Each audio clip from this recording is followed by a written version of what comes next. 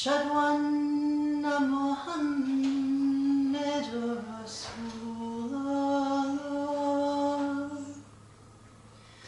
أشهد أن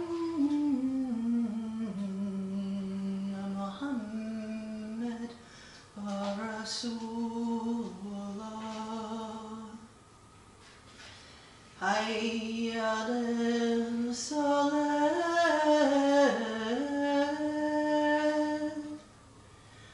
حي على الصلاة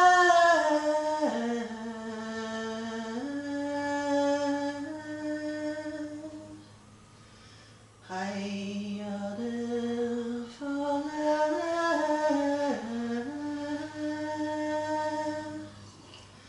حي على الفلاح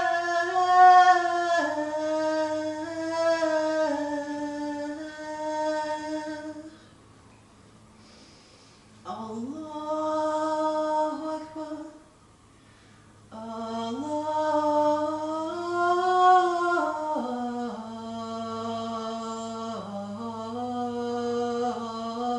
الله أكبر لا إله إلا الله. السلام عليكم. الله أكبر الله أكبر الله أكبر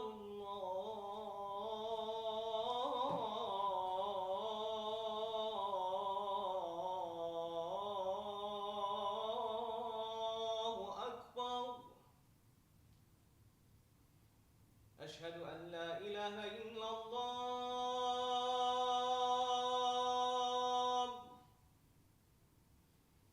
أشهد أن لا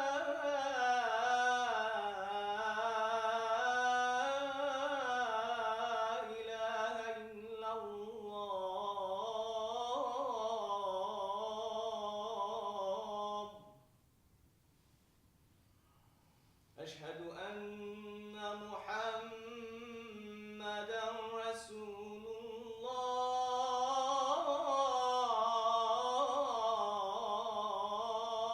الله أشهد أن محمدا رسول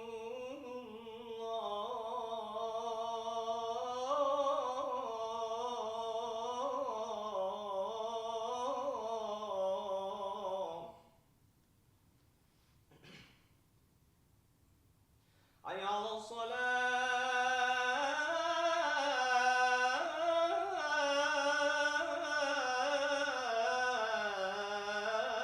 الصلاة حي على الصلاة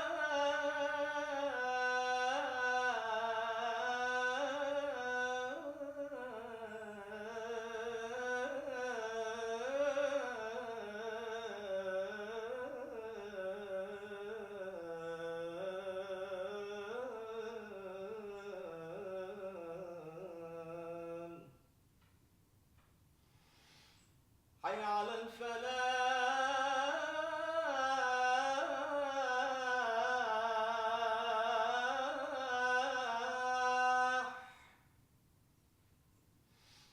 حي على الفلاح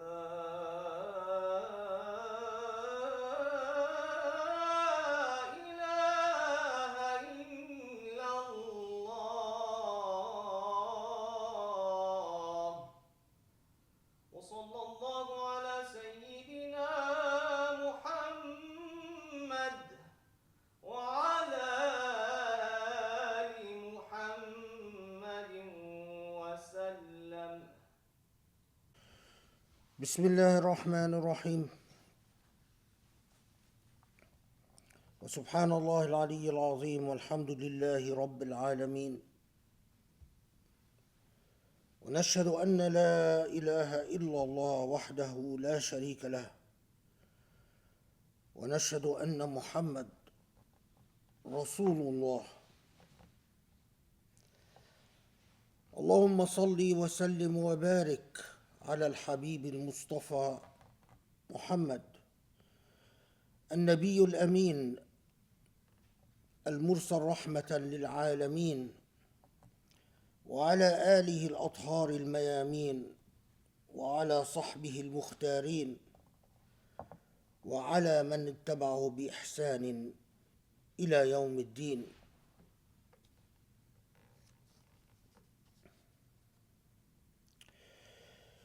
سبحان الله العلي الكبير، نؤمن به ونستعينه ونستهديه ونستجيره ونستنصره، فإنه حقا من هدى الله فلا مضل له ومن يضلله فلا هادي له.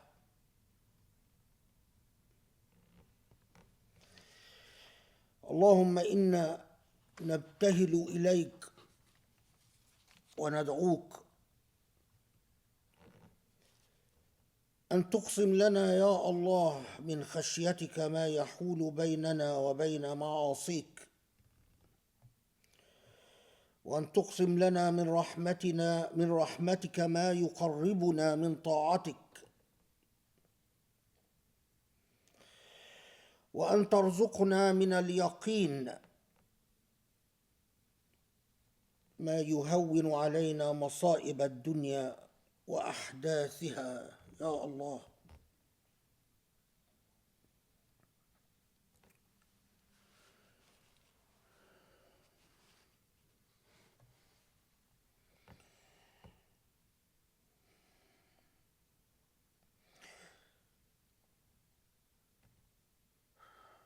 Subhanallah, how many times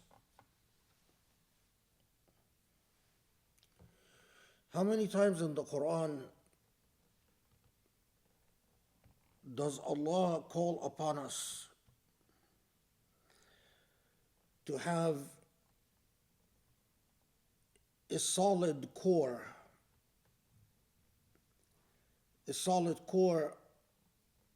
of conviction, a solid core of morality, a solid core of ethics. And one of the many ways and many approaches that the Quran takes to this issue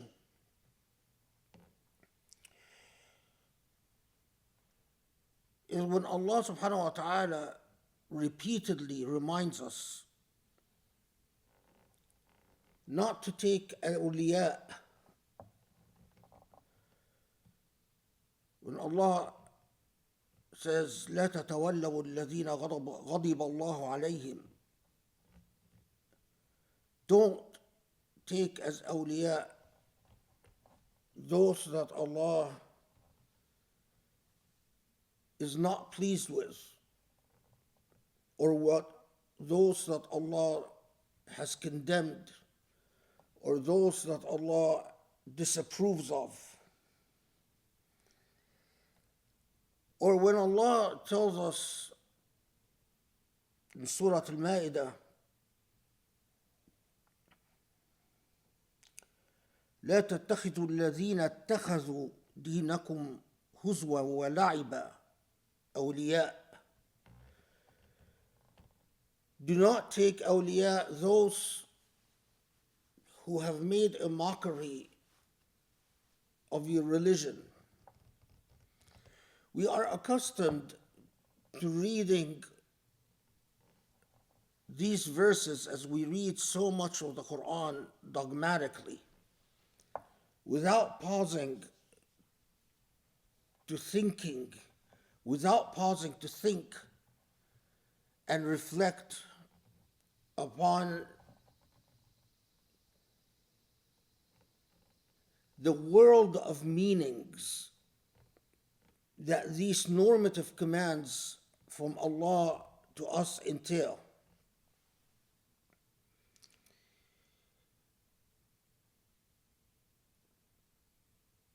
To understand that the world is replete with examples, replete with human beings who pursue lifestyles, ways of living.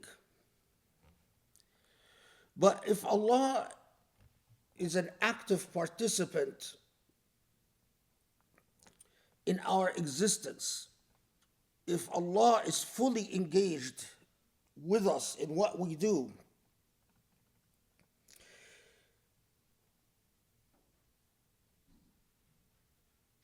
Allah is not just actively engaged as a facilitator of will. Allah does not just enable our willpower to carry out what it wills, but far more importantly, because Allah as a facilitator is in the realm of ghaib, we can only speculate as to how Allah, or in what ways Allah enables our actions. When you speak, for instance, when there is speech, for instance, in what way specifically and concretely Allah enables this speech, and what ways does Allah not enable the speech, is in the realm of the unknown to us. Because what we know about our created world deals with material things like energy. We don't even know where energy comes from, and we don't even know where energy goes. But we know how energy is processed, is manipulated, is leveraged or used. But that's material knowledge. Anything beyond the material knowledge is a matter of conviction and belief, but not real awareness and knowledge. And so Allah's involvement as a facilitator is an article of belief. But far more important is Allah's involvement as a judge, that Allah is with us, and that as the Quranic verses make clear, and as the Quran repeatedly makes clear, in fact, it's something that we recite in the Fatiha. Every time we recite Fatiha al-Kitab, every time we recite Surah al-Fatiha,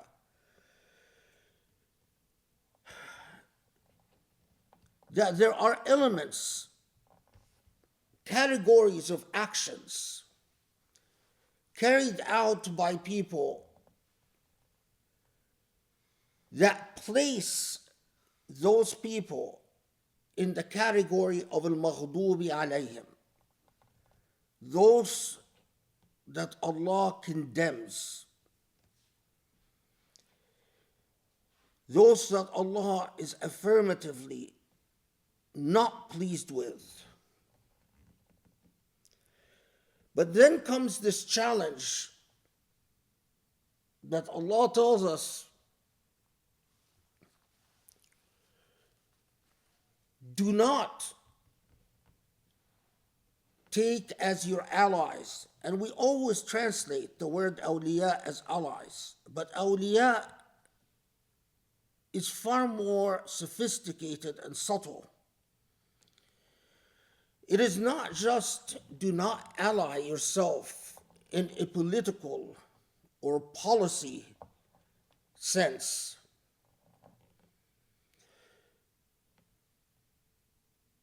But consider the following. If I come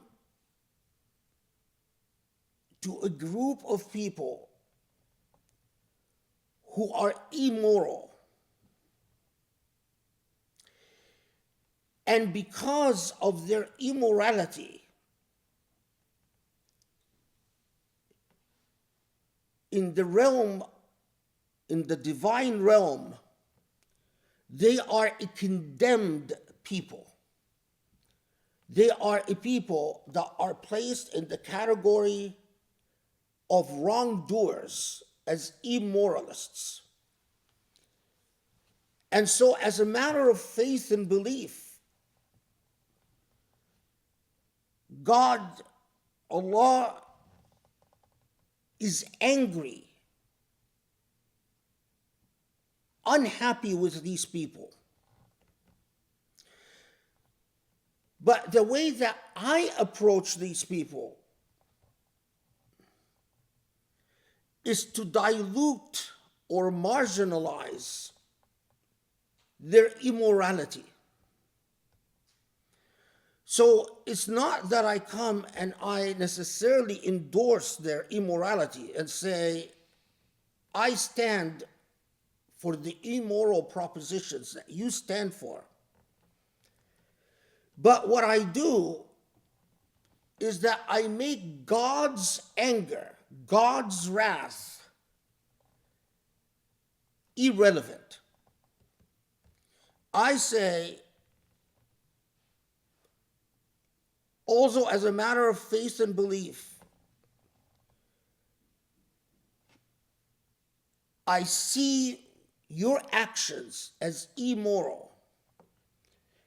And my religion tells me that because of your immorality, God, who is involved in our affairs, not just as a facilitator, but as a judge, and yet I come and basically say, well, God's wrath is not something that I will consider of consequence for me as a faithful person on this earth. I will put God's wrath to the side. I will shelve it. I will say, well, as far as I'm concerned, it is as if it doesn't exist. And I will deal with you irrespective of your immorality. And in order to deal with you, I will restructure my volition. I will restructure my willpower in such a way that I avoid clashing with your immorality. So I will navigate around your immorality.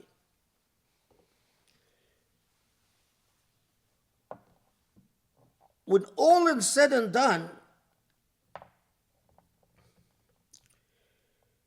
whether I declare myself your ally or not,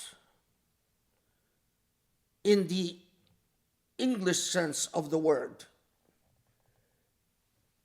is immaterial. But I will render your immorality irrelevant for the purposes of dealing with you and interacting with you when it comes to life on this earth. What is the net effect of what I have done?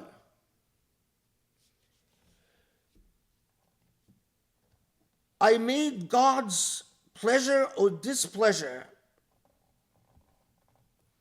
of no practical consequence when it comes to life on this earth. I made your normative stances of those who have chosen moral position at odds with Allah subhanahu wa ta'ala. I've made these normative stances, again, of no consequence on this earth.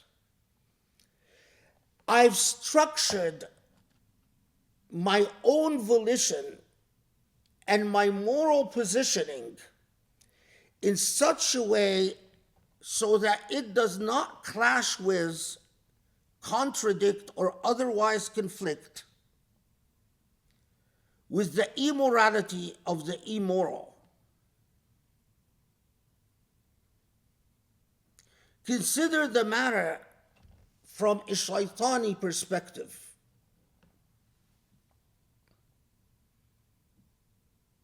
What I've ended up doing is creating space for the accommodation of immorality. I've created space for the accommodation of immorality.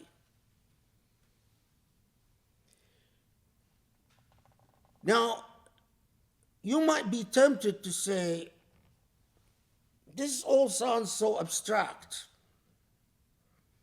What does this have to do with what happens to our lives? Well, actually, unfortunately, I wish that this was too abstract. I wish that this was too far removed from the realities in the way that we have decided to navigate our religious convictions, our Islamic convictions. In fact, one of the most striking paradoxes of the age we live in is that while Islamic morality has consistently retreated and consistently conceded space to the immoral and unethical, we increasingly find that the only principled positions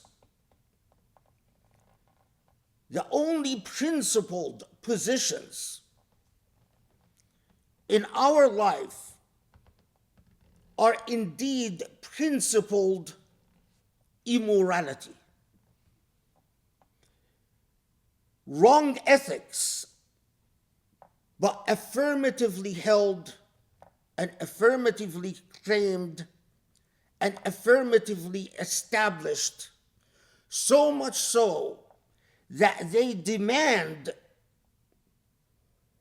that the Islamic defer to them, that the Islamic retreat and empty the space of living to them so that they may occupy it.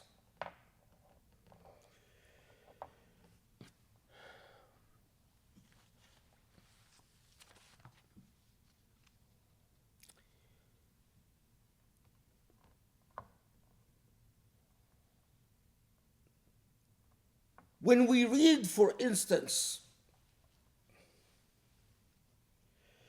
that after a country like the United Arab Emirates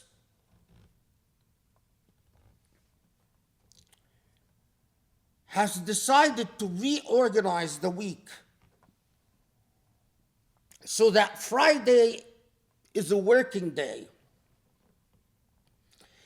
and Saturday and Sundays are the days of rest.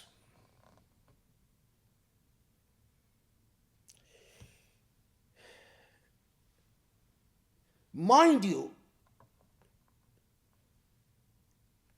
even in the hundreds of years of colonialism, the British in Egypt never dared do what the Emiratis did. Mind you, the French in Algeria never dared tell Muslims, we're giving you Saturday and Sunday off, but Fridays you have to work. The Emiratis did it. And now enough time has passed. And I monitored the blowback to find practically nothing. It invited no scholar. It invited no religious figure. It invited no imam from the lowest stature to the highest stature. It invited even no announcements or pronouncements, even from Azhar in Egypt, leave alone Zaytuna in Morocco, meaning well-known religious institutions. It invited absolute silence. No imam canceled his trip to the Emirat. No imam announced that he is now severing his relations with the Emirat. Just recently, this past week, the Emirat officially appointed a gaming authority. Gambling is as legal in the Emirat as it is in Las Vegas. And there are now authorities who regulate the casinos and the gambling institutions. This, of course, follows for something we've all known for years. Emirat is the human trafficking capital of the world. Anyone who has been to Abu Dhabi and Dubai will see how openly prostitution is practiced, how openly it's advertised. And throughout all of this, for those people who love to pretend that they are the faithful students of hadith, the same people that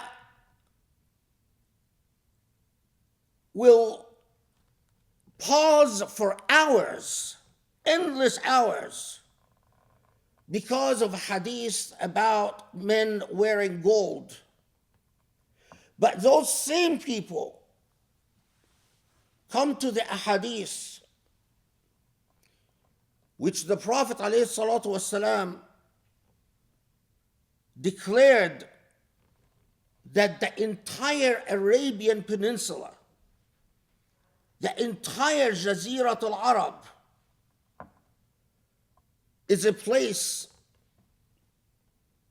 that serves as the capital of Islam, that must reflect the morality and ethics of Islam.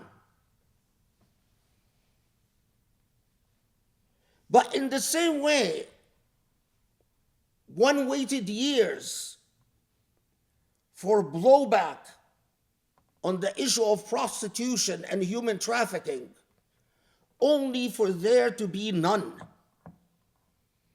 I am now also sure that there will absolutely be no blowback, regardless of what the Prophet ﷺ said about Jaziratul Arab. The Prophet, years ago, told us that this entire peninsula has a special status, not just Mecca and not just Medina, because it is the barometer for the well-being and the health of Islam. The irony is that even French colonialism and British colonialism, once upon a time,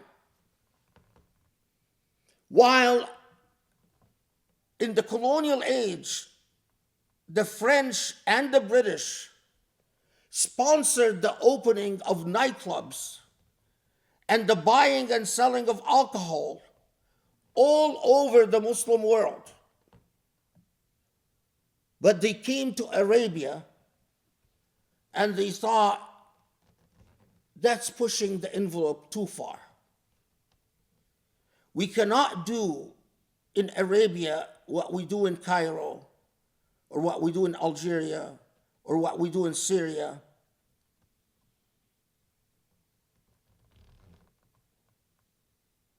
And you go back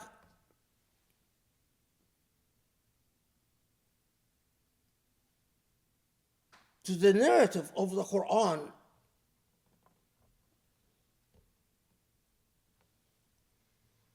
commanding us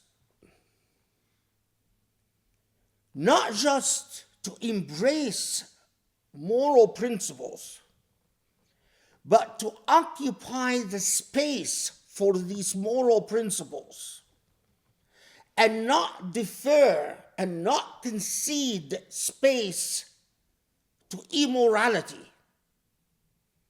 That's the heart of what the Quran says about wala is.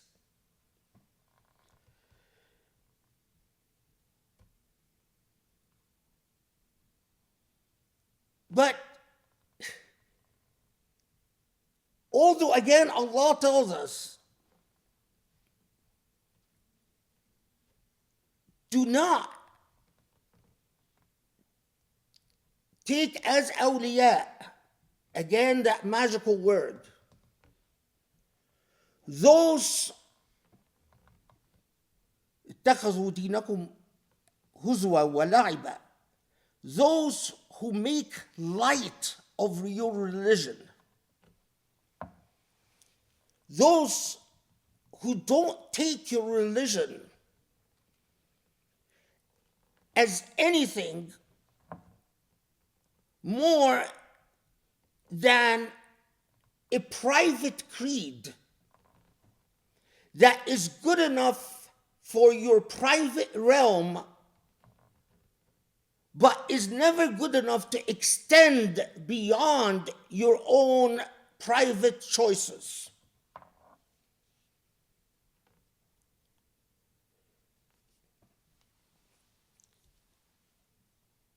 It is the nature of human beings that not only do we share a public space, but we compete for this public space. We compete about what populates and how to populate that public space. And when someone comes along and says, that public space has to be filled, well, let's share this public space. However, don't bring any of your Islam to this public space. keep your Islam to yourself.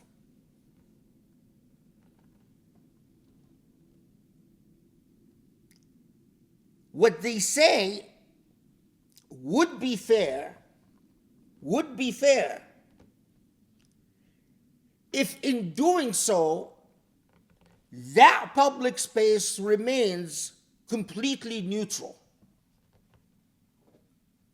But I am here to tell you that that never happens. The public space will be filled. It will be filled. It will be filled with norms and commitments. And the only question is the character of these norms and commitments. So, Shaitan's biggest trick is, let's share that public space. You keep your Islam to yourself, and that space is neutral because it reflects no particular commitment. Look at life around you.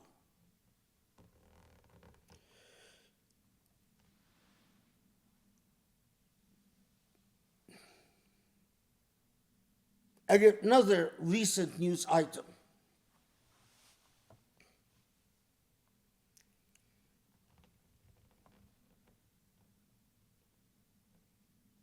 Lo and behold, we live in a world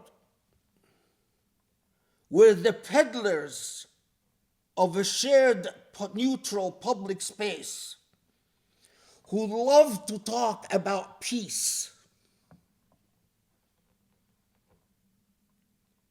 One of the prime examples of these peddlers is someone very famous, Jared Kushner,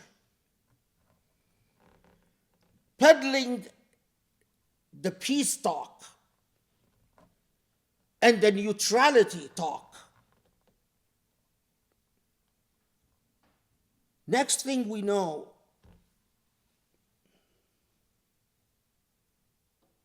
is that same administration that mocked your religion, the same administration that repeatedly exhibited all forms of anti-Islamic dogma, was able to turn around, go to the Muslim world, go to the heart of the land of Islam, again Arabia, and peddle peace talk and neutrality talk. And doing so, it got $150 billion investment of Muslim money from Saudi Arabia.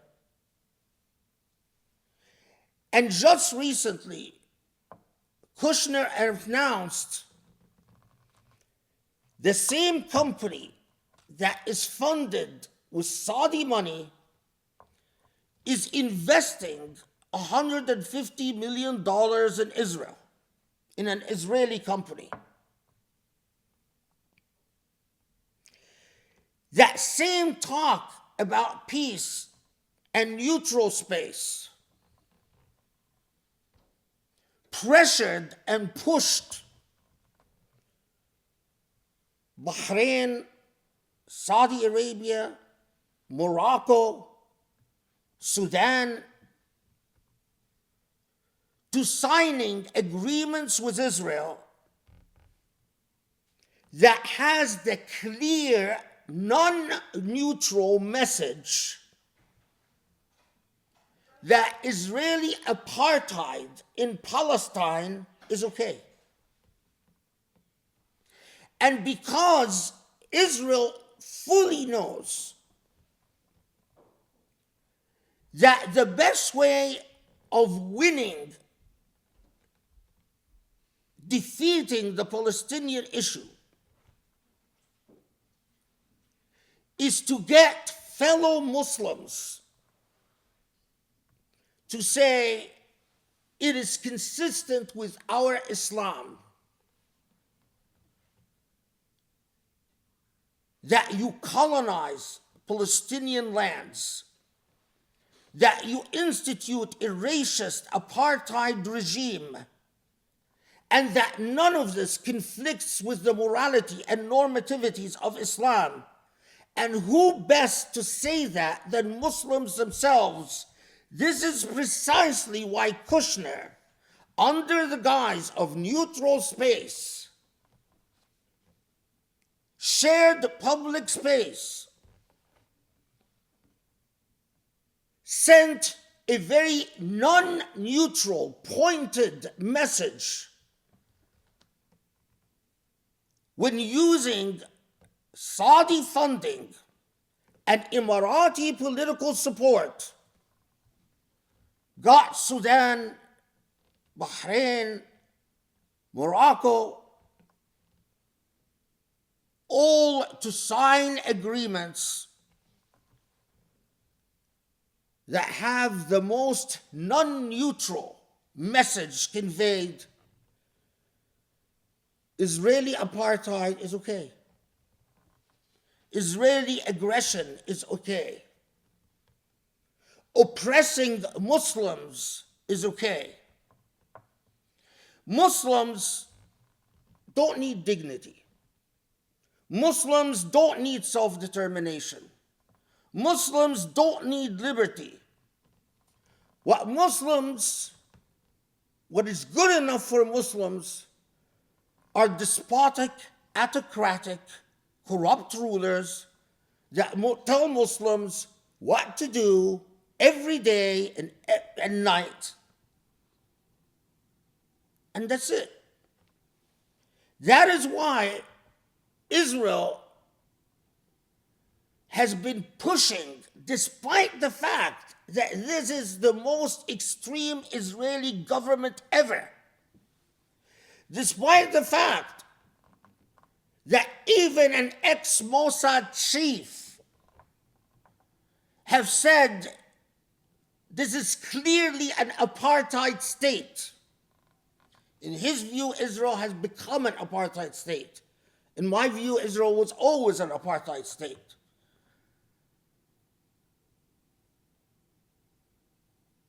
But this is seen as no obstacle in Israel's push to normalize relations with Saudi.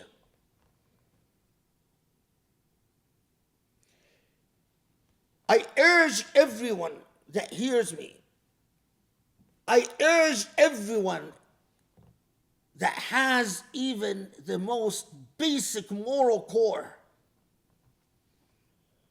to listen to the latest issue of C.J. Worrellman, his latest episode about Zionism in the Holy Land.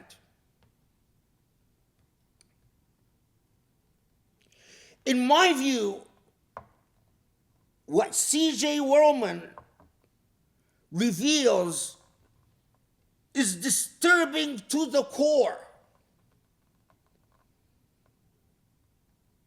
As a non-Muslim but immoral human being who has moral probity explains, Israel knows it is an apartheid state. Israel knows that it is a racist state. But what Israel wants the most is an Islam that doesn't mind.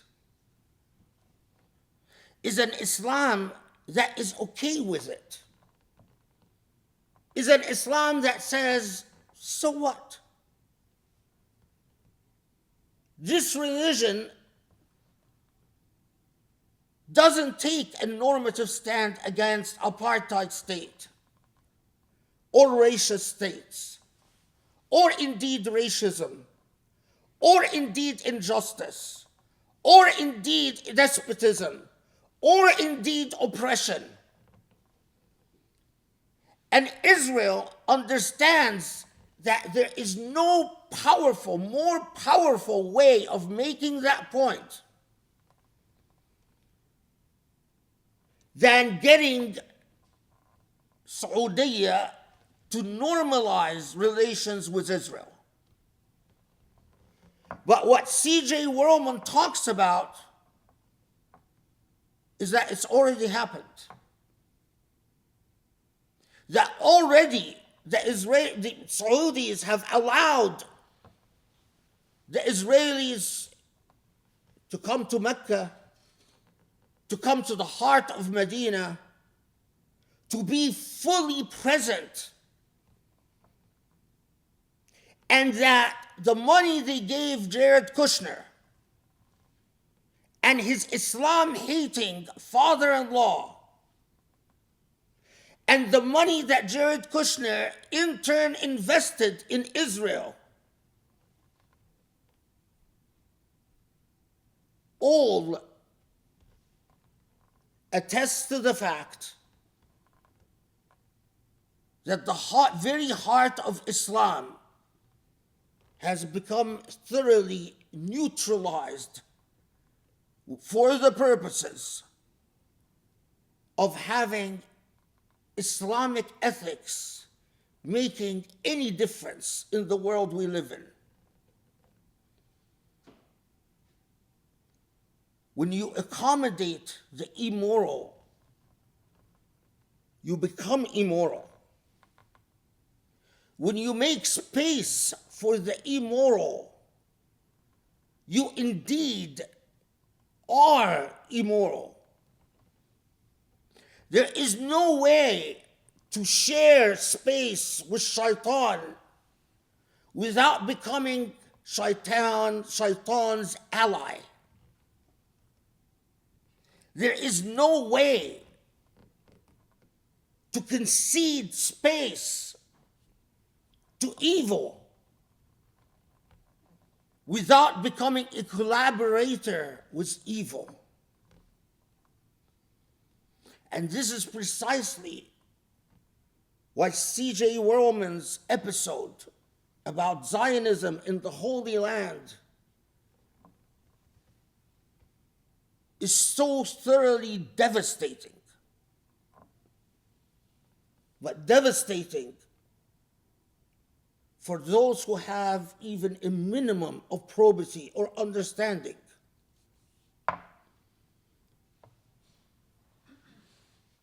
Islam in our modern age has become thoroughly marginalized through the deceptive coding and messaging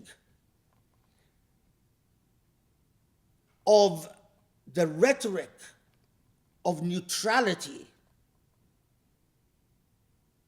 and sharing. Neutralize yourself as to everything that matters so you can prove that you are accommodating and tolerant. That it is one thing to tolerate the religious beliefs of others, and it is also one thing to tolerate the fundamental rights of others. It is quite another to tolerate the immoral positions of others and the immoral dogma of others.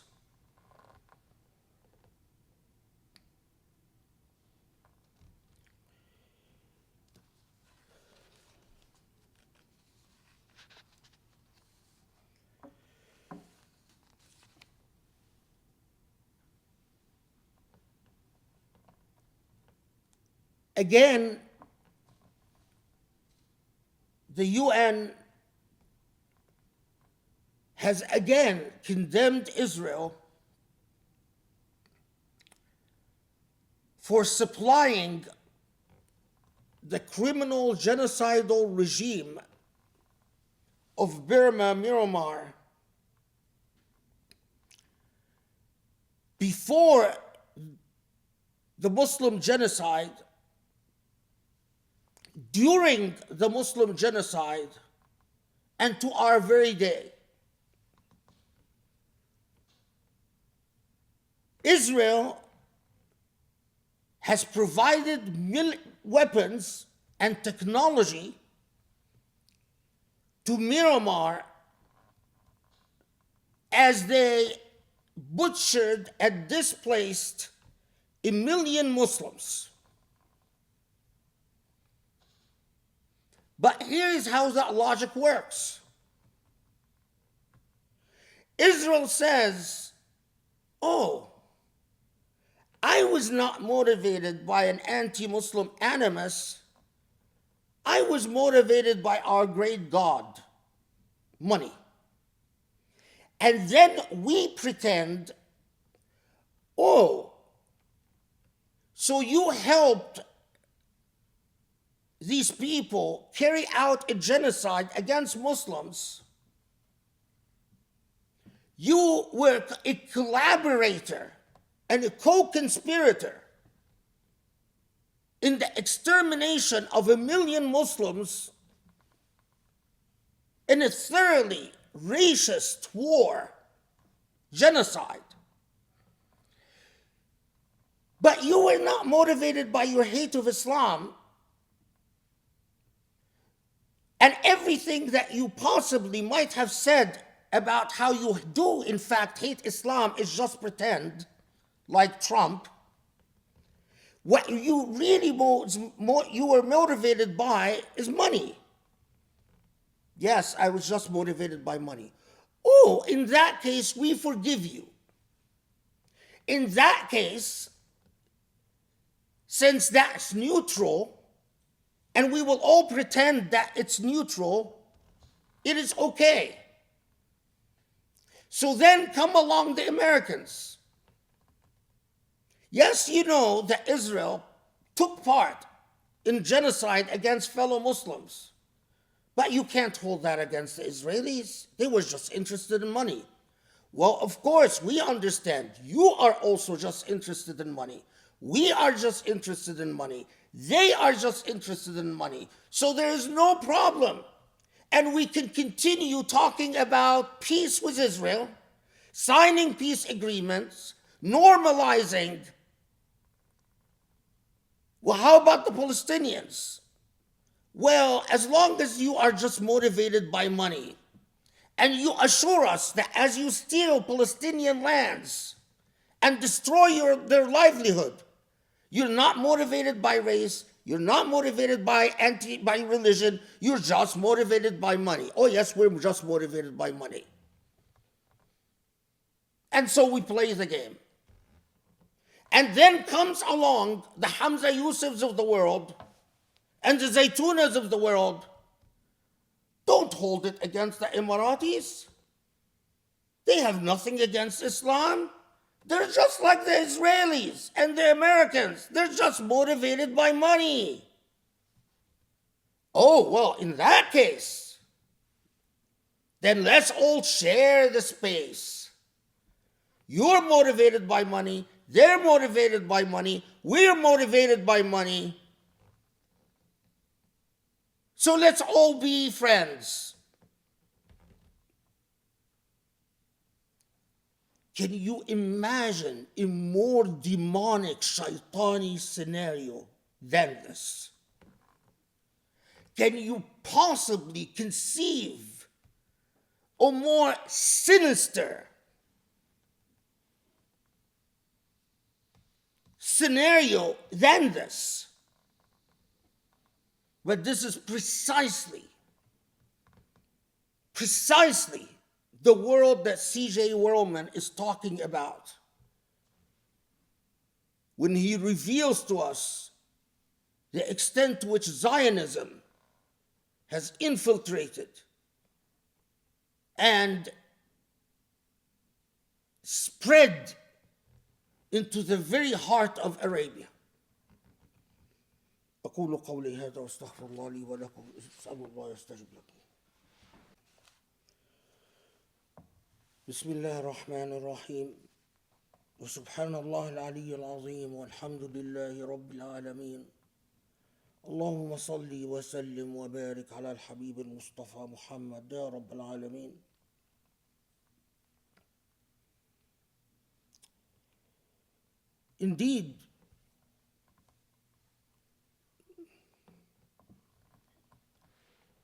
Indeed,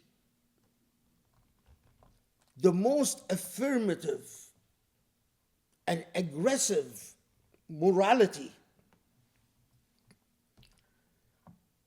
that dominates public spaces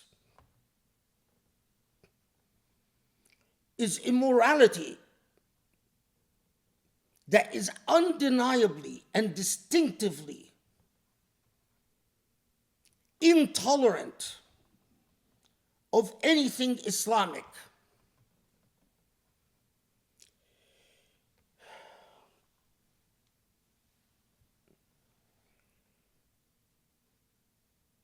Some of us once considered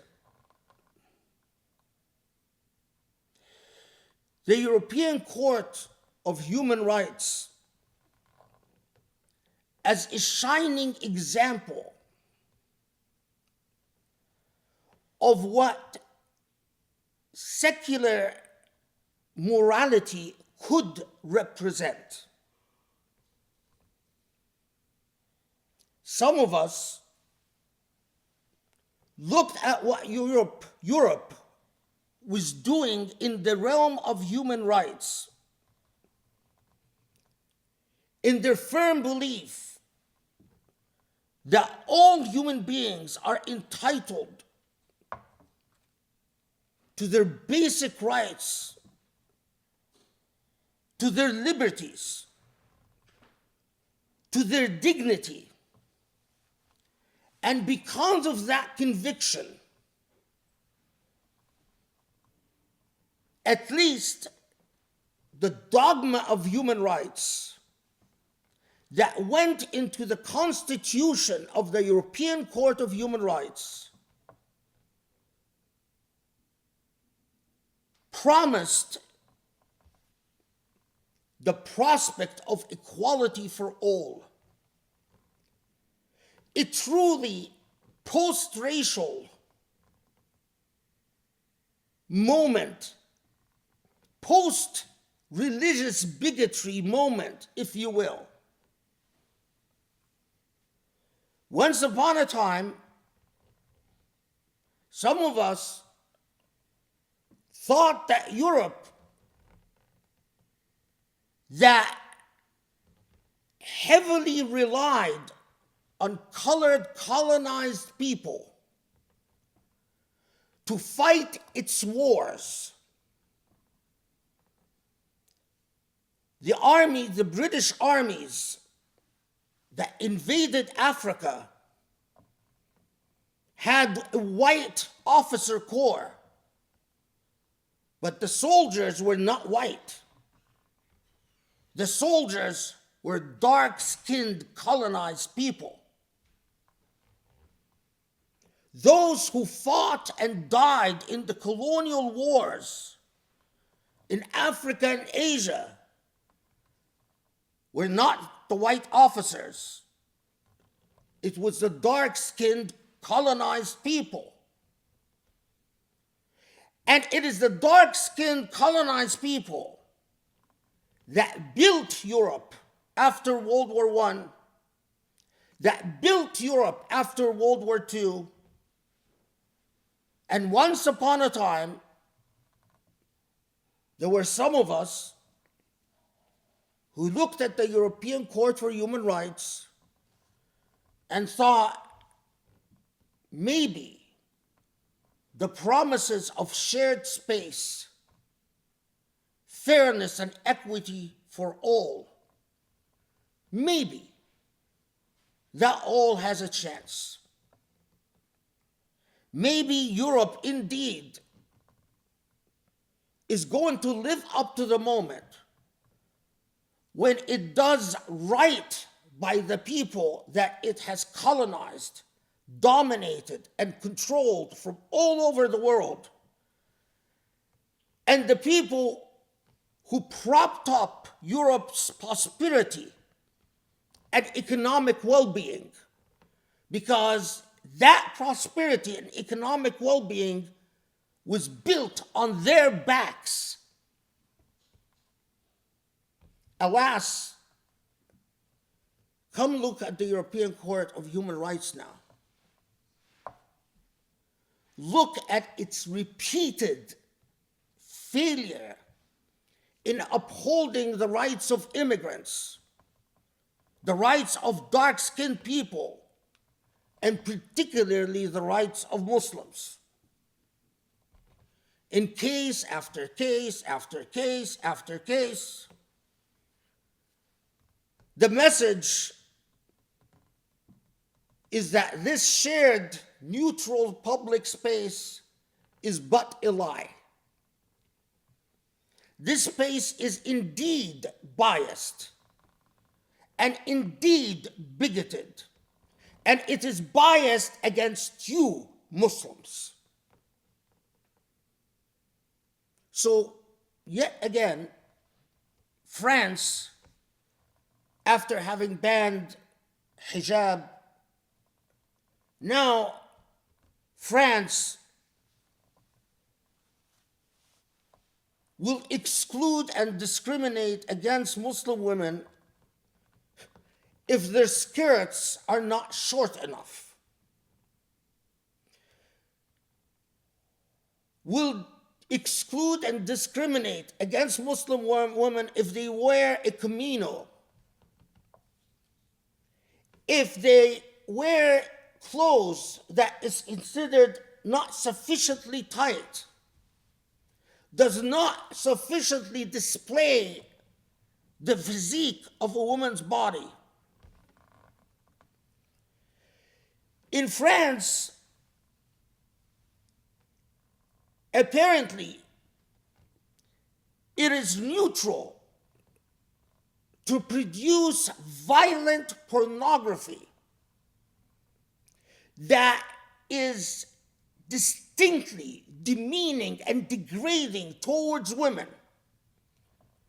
Pornography that display women being sexually assaulted, insulted, humiliated, degraded. That's freedom of speech. That's liberty. But if a woman chooses to cover her body, that's Islam, and that's not welcome.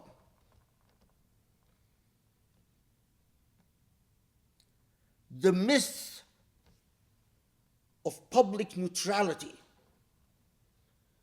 and that you can share space with evil, concede space to evil, and somehow, although you decided to share water with poison, believe that you can still drink this water and it is not poisonous. The most irrational proposition ever. You can share water with poison and then drink the water and not be poisoned. Morality doesn't work that way.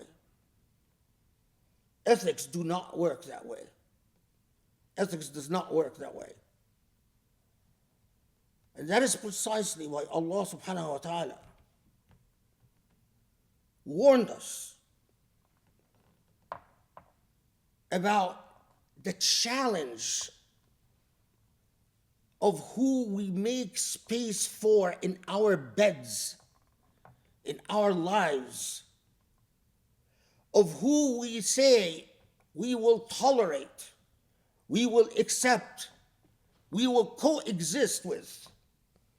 This is not a call for intolerance. I'm not talking about ignorant, stupid people who go around committing violence.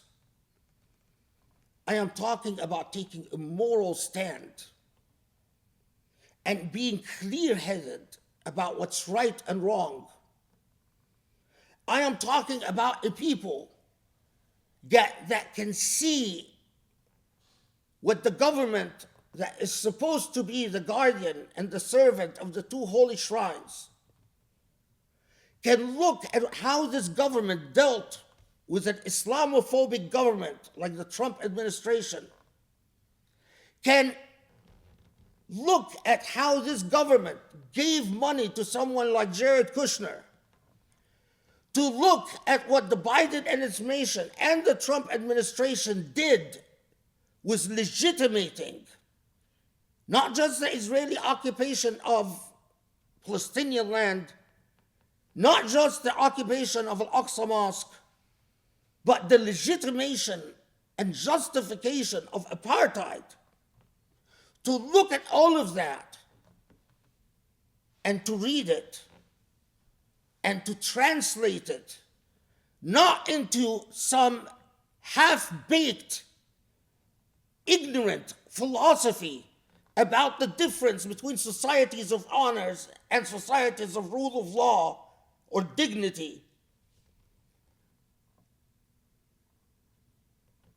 but to understand that what that spells out is that taking an affirmative moral stand against powers like those in the Emirat and those in the Saudi Arabia is an absolute, uncompromising moral and religious duty. That is what I'm talking about. Allahumma afu anna, Allahumma arhamna, Allahumma tub alayna ya tawab, Allahumma ahdina li aqraba min hadha rashada, wansurna ya Ali ya azim. Allah forgive our sins. Allah anchor us, empower us, strengthen us so that we can take an affirmative moral stand on everything that we need to take an affirmative moral stand on, so that we may represent your ethics, your beauty, your majesty, and so that we may not stand for the demonic in existence. Ya Allah, salli wa sallim wa barik ala Muhammad wa alihi wa ashabihi wa aqim as-salah.